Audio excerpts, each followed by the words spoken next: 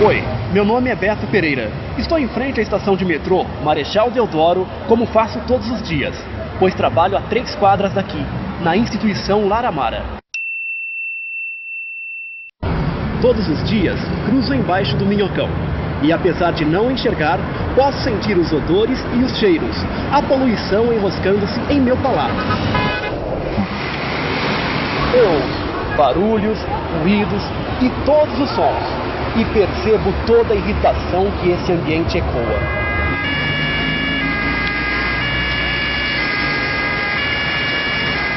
Você que pode ver, experimente enxergar Santa Cecília através dos meus olhos.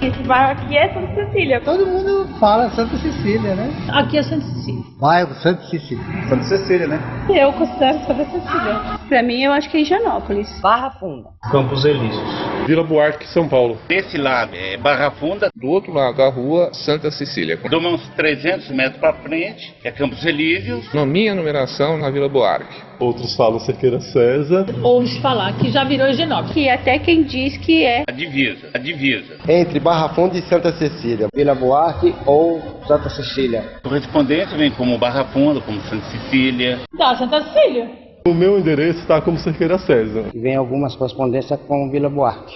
Às vezes em Campos Elíseos. Vem como Barra Funda. Cada um fala uma coisa. Então existe uma confusão bem grande. É um negócio meio complicado. O pessoal confunde. Um bairro é um nome, depois é outro. Até hoje não consegui entender o porquê. Eu também estou curiosa em saber. Eu preferia que fosse Santa Cecília, porque é um bairro mais nobre. Vamos ver o que a prefeitura fala sobre isso.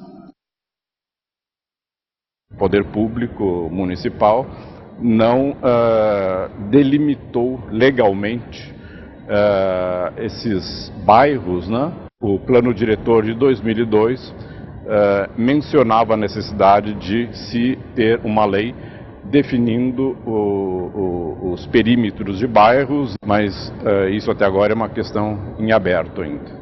Quem começou a fazer essa confusão de o que está aonde? Não foram as pessoas, foram as próprias instituições. A própria cidade, através do seu planejamento urbano muito fraco, vai criando nomes com leis de uso de solo que vão fracionando os espaços. Para entendermos melhor essa história de crescimento desordenado da cidade, vamos começar do começo, isto é, do surgimento deste tradicional bairro no centro de São Paulo. Na primeira metade do século XIX, o lado oeste de São Paulo, depois da Praça da República, era uma imensidão de terras praticamente vazias e inabitadas. Mas 2 importantes caminhos que partiam do centro passavam por ali. O caminho para Sorocaba, ou Caminho das Tropas, onde hoje fica a Rua da Consolação, cruzava o aldeamento de Pinheiros, onde a cidade se abastecia de verduras. E o caminho para Jundiaí, ou Estrada para Campinas, que seguia pela Rua das Palmeiras, a partir do Largo de Santa Cecília e ia em direção a Goiás. 2 capelas marcavam o início de cada um desses caminhos. A Capela de Santa Cecília e São José, no caminho para Jundiaí, e a Capela da Consolação, no caminho das Tropas. O surgimento de qualquer cidade começa pela abertura de estradas. Depois chega o comércio para atender ao público que passa por ali e, por último, instalam-se os moradores. Com o início do funcionamento da ferrovia que ligava Santos a Jundiaí, isto é, a ligação rápida e eficiente do interior rico produtor de café ao mercado externo consumidor, em pouco tempo, São Paulo enriqueceu e virou o centro da província. E é no bairro da Luz e Campos Elíseos que inicialmente todos os ricos agroexportadores constroem seus palacetes. Não demorou para os terrenos do centro estarem ocupados, mas a cidade precisava continuar a crescer e novas famílias de novos ricos do interior também queriam aproveitar a vida chique da capital paulista. Era claro que o crescimento de São Paulo atravessaria o recém-inaugurado Viaduto do Chá, Seguiria pela maravilhosa Avenida São João, construída nos moldes das grandes avenidas parisienses, e seguiria em direção ao oeste, onde praticamente só existiam plantações de chá. Prevendo esse movimento, investindo, mas também especulando, as famílias dos Barros, dos Queiroz, dos Prado e algumas outras dividem, sem muitos conflitos entre si, esses terrenos, chamados de chácaras. Destacamos 3 proprietárias importantes para a história do bairro de Santa Cecília: Dona Maria Antônia Queiroz, Dona Viridiana Prado e Dona Angélica de Barros. Um dia, Dona Maria Antônia, que tinha uma chácara em Santa Cecília, convida Dona Viridiana, filha do Barão de Iguape, para um chá e sugere que ela compre uma chácara próxima à sua. Dona Viridiana compra a chácara e constrói, nos altos de Santa Cecília, a sua famosa Vila Maria, um palacete que existe até hoje na Avenida Higienópolis, esquina com Rua Viridiana. Sua outra vizinha era a Dona Angélica de Barros, dona da maior propriedade da região, chamada Chácara das Palmeiras. E Dona Angélica também constrói um palacete, mas este é inspirado no Palácio de Charlottenburg, na Alemanha. É na Chácara das Palmeiras que se desenvolverá praticamente todo o bairro de Santa Cecília, e a casa grande dessa chácara sobrevive até hoje, conservada pelas irmãs Pia, que inclusive criaram um museu e preservaram até antigas paredes de taipa de pilão.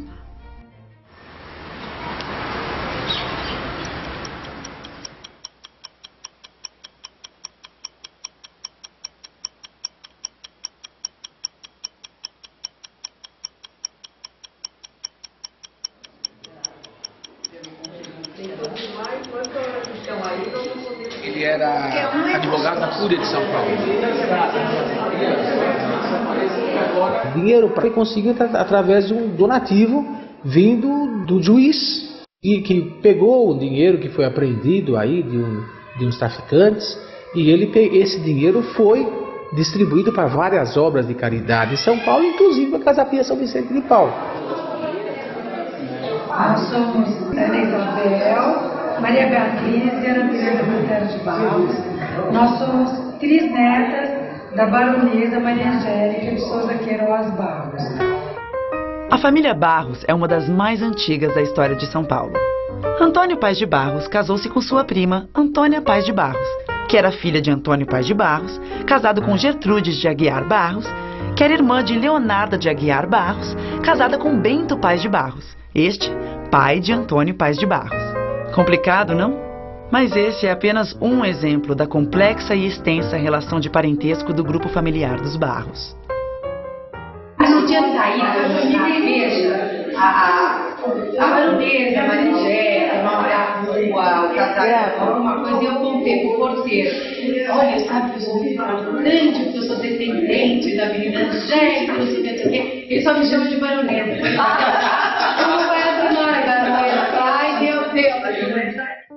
Dona Angélica de Barros, filha do barão Souza Queiroz, neta do senador Vergueiro e também do brigadeiro Luiz Antônio, loteia sua chácara e os lotes são maiores quanto mais perto da Avenida Higienópolis.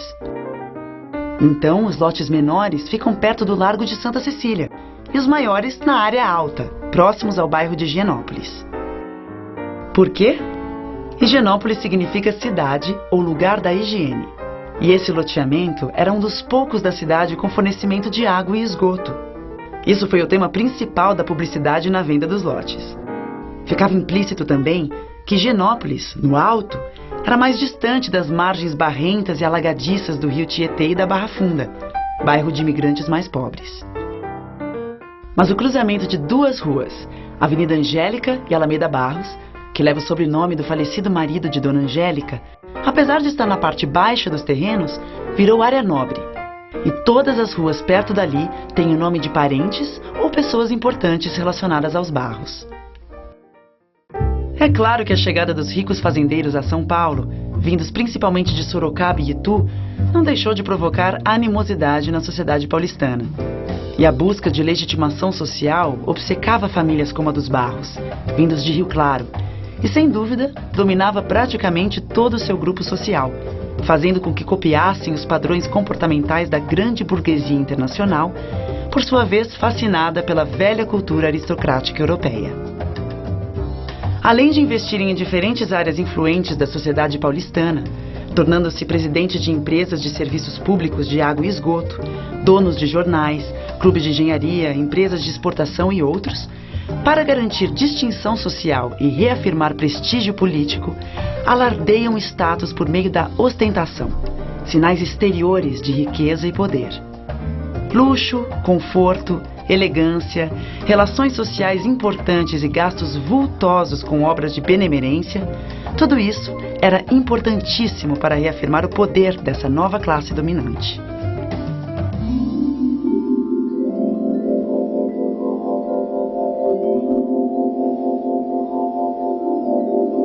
Aqui a gente resgatou um pouco da história da misericórdia, a história de gente da elite de São Paulo, dos barões da época que por aqui passaram e que ajudaram a Santa Casa. Aqui nessa parede tem um casal, Rego Freitas, junto com o Barão de Piracicaba, doaram o terreno para a construção da Santa Casa de São Paulo, inaugurado em 1884. Santa Casa tem um atendimento inteiramente gratuito. Nós somos remunerados pelo governo, mas nós temos outros meios de renda. Nós tivemos muitos imóveis antigamente doados para a Santa Casa. Esses imóveis proporcionam uma renda de aluguel. O aluguel é todo revertido para a instituição. A Santa Casa tem algumas curiosidades. Nós temos uma peça, a roda. Era um cilindro que ficava colocado na entrada, no portão. A pessoa que não queria a criança colocava dentro da roda, tocava um sino e as freiras que estavam do lado de dentro recolhiam. Essas crianças eram levadas para o Asilo Sampaio Viana, lá eram educadas e criadas. Aqui nesta Santa Casa, funcionou na rua Dona Veridiana, de 1825 a 1950.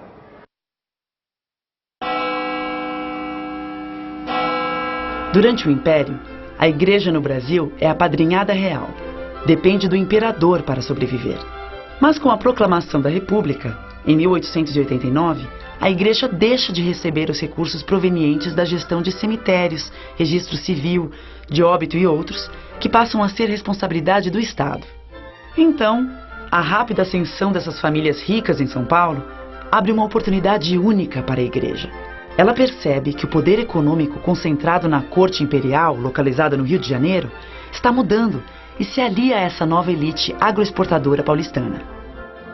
Um dos primeiros movimentos desses novos tempos acontece exatamente na pequena capela de Santa Cecília e São José.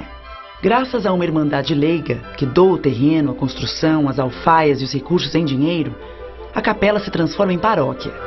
O primeiro pároco indicado é Dom Leopoldo, que, sabendo ser fundamental para a igreja manter uma aliança firme com a elite, costura essa aliança com maestria.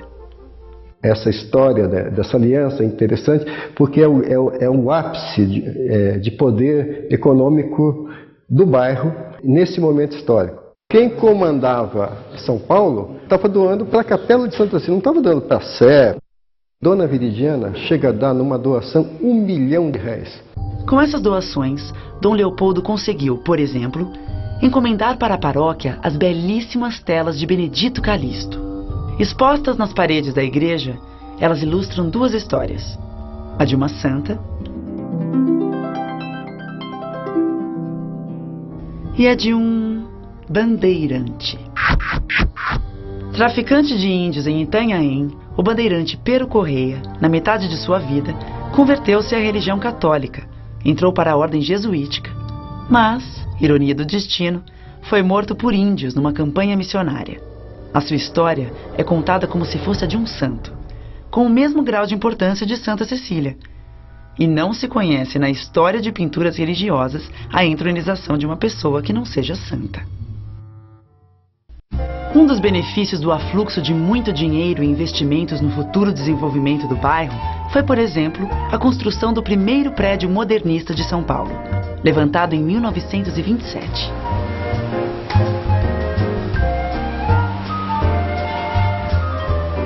É também em Santa Cecília que encontramos a maioria dos prédios Art Deco que restaram na cidade, assim como vários palacetes tombados pelo Instituto do Patrimônio Histórico e Artístico Nacional.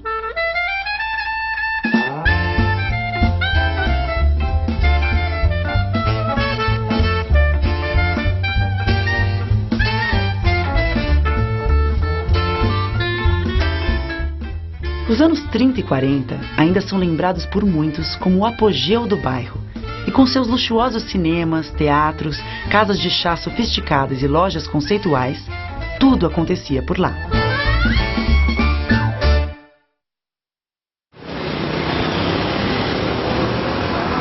Esta é a primeira rua de Santa Cecília. Ela se chamava Rua da Alegria, posteriormente renomeada para Rua do Paraíso. Atualmente, chama-se Rua Sebastião Pereira. Neste prédio ficava a loja Exposição Clipper, onde pela primeira vez no Brasil ofereceu-se crediário. Ela foi a propulsora dos primeiros shopping centers do Brasil. Aqui também foi instalada a primeira escada rolante de São Paulo.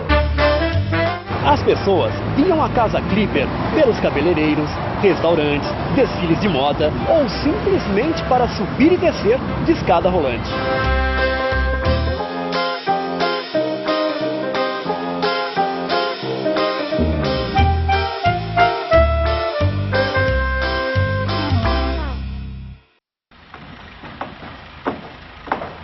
Mas a chegada do comércio marcava uma nova fase.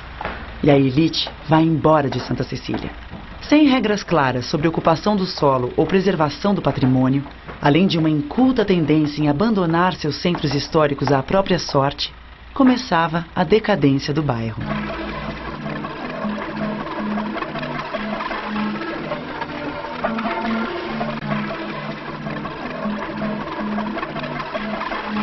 Nos anos 70, ele sofreu uma intervenção do ponto de vista urbanístico bastante problemática, que foi a implantação do elevado Costa Silva.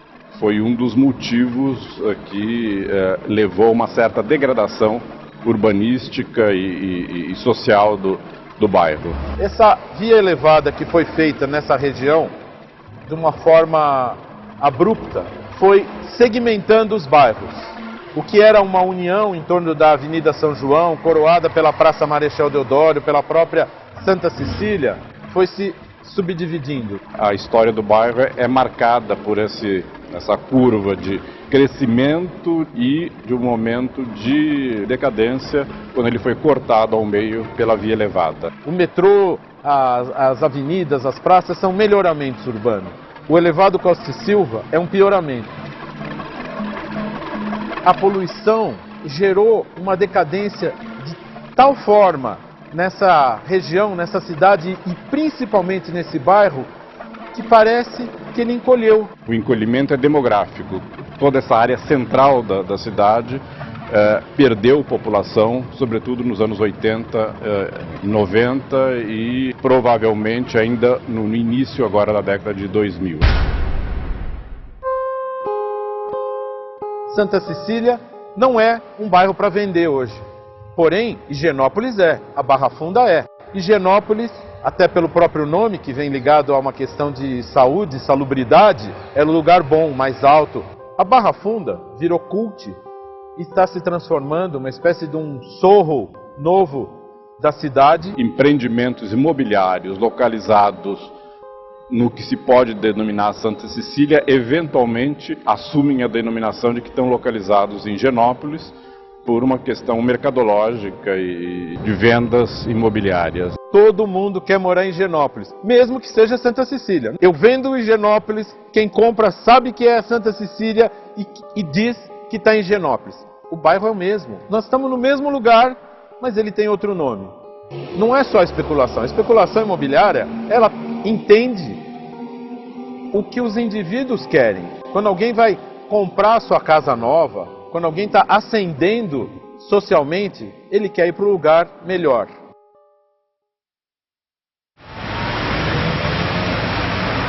Santa Cecília é um bairro atraente e multante. De dia é uma coisa, de noite é outra. E mesmo com problemas, passa por um renascimento. Bairro central, com metrô e transporte público abundante.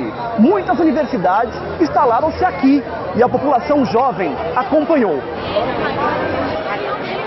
Em seus bares, restaurantes, clubes de danças, teatros, desenvolveu-se uma incrível vida noturna. E hoje o bairro é uma importante diversão de São Paulo.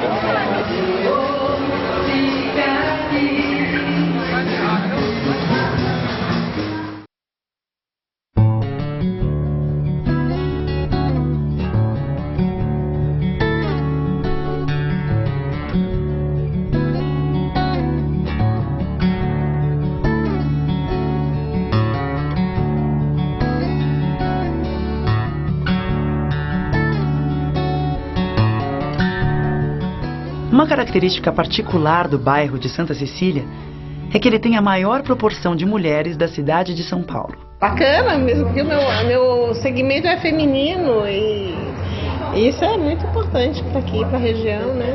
Eu acredito que deve ser mesmo.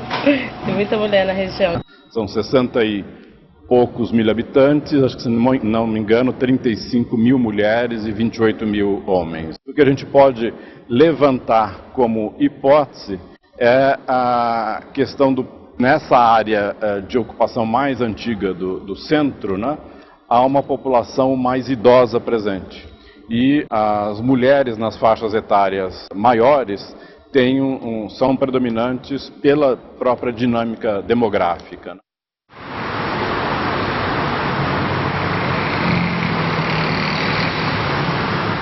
Será que uma demolição, uma desmontagem desse equipamento pode fazer com que esse centro volte a irradiar uma nova cidade, um novo bairro? Será que Santa Cecília pode vir a ser um lugar onde que as pessoas queiram dizer que moram nele? Não vão mais esconder o seu endereço?